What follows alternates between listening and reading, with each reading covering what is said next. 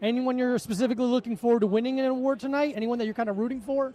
No, I mean, whoever deserves it. I mean, there's a lot of deserving people. Yeah. I'm just glad that we have Ring Magazine now in a position where it can recognize these people that deserve to be recognized and at a level that they deserve to be recognized.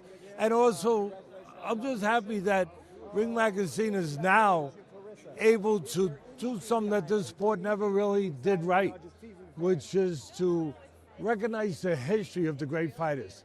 You know, you go to baseball, you go to basketball, you go to football. I love all those sports, but they haven't been around like boxing has. Yeah. And yet, you know the history of the sport. It's much more readily available than boxing, much more. Yeah.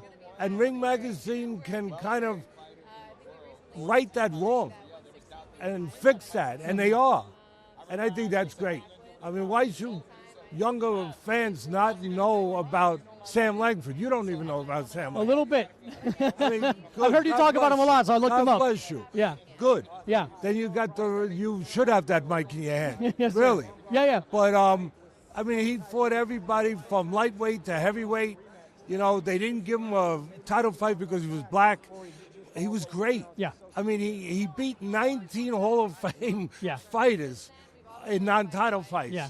And then, of course, one of my favorites besides him, Henry Armstrong. Hammer and Hank. I mean, and yet you go to a casual fan and you ask them if they know about these guys. Yeah. And, not really. Yeah. And again, if Ring Magazine can stay on this path to making that history of these great, great men more available, I applaud them. Yeah.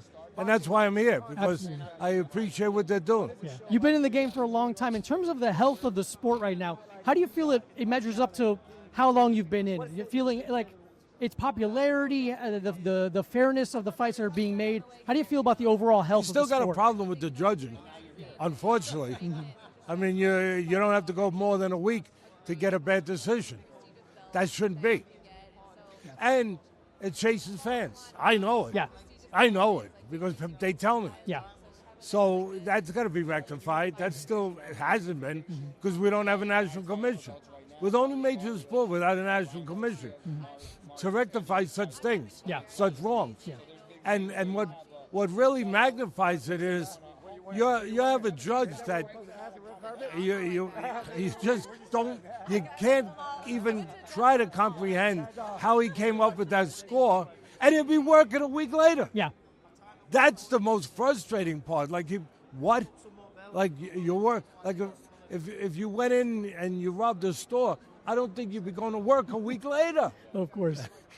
But yet in do you feel boxing like- you are. Do you feel like if we were some sort of maybe post-fight interview process with judges and being able to explain where they're coming from, explain their process, that would do a lot for the sport? Do you think that would help? I'm open to anything that can help. Okay. I think there should be, quite frankly, a board to judge the judges. Okay. That I've been going for that for 30 years. Mm-hmm. When I was doing ESPN regular, I called for that. Mm-hmm. You know, that hey, let's get a board that judges the judges. MLB does it. Yeah. I mean, is it that hard? But maybe some people don't want that. Some of the powers that be, let's be frank. But I used to do it myself. I used to put their pic. They hated me. But what are you going to do? I used to put their pictures up on ESPN. Yeah. And I would put, just like on the side of the cigarettes, these guys could be dangerous to your health. Okay. Yeah. Fantastic. But that's what it takes. It's like it takes someone who has authority, who has respect to point out these injustices so that things change. Yes. Yeah, I agree. I remember a time when I was really, you know, I was lighting them on fire. Yeah. When they deserved to be lit, you know, otherwise no, of course.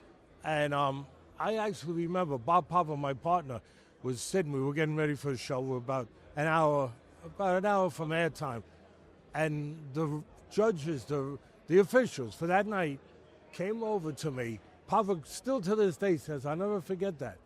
They came over to me and said, hi, Teddy. I said, hi. He said, I hope we do right by you tonight. And I realized I felt a little embarrassed, but I realized, I said, wait a minute, they're hearing what I'm doing. Yeah, They're hearing what that's a good you're thing. making waves. They're hearing what I'm doing. Cuss was also kind of known for the same thing in the sense of not kind of backing down to the political bulliness that happens in the business. Do you think you would have been the same way without that, without being raised by someone like that, or brought up through the ranks in that way? Do you think this is inherently in you, or do you think it was nurtured by him? Cuz used to tell me, Teddy, there's a thing called osmosis. You absorb what you're around. Yeah. And so for what that's worth, to answer your question, but I would say a lot of that went to my father. Okay. My father was a man who, he was a doctor. Yeah.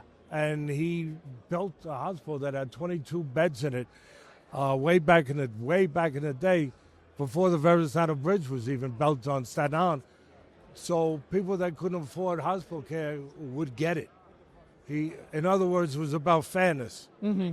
It was about, people getting the right break and getting what they deserve to get. Yeah.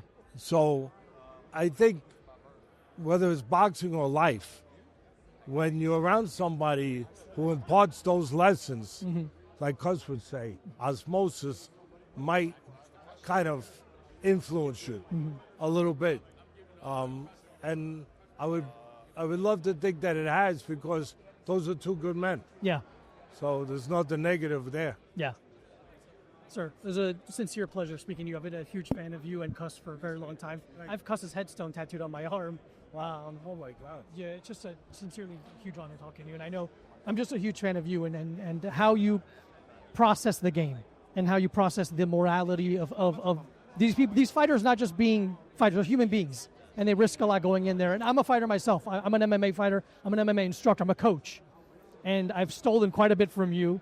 I'm just, again, just a huge fan. I sincerely appreciate your time, sir. I would tell you this sincerely. Otherwise, I wouldn't say it.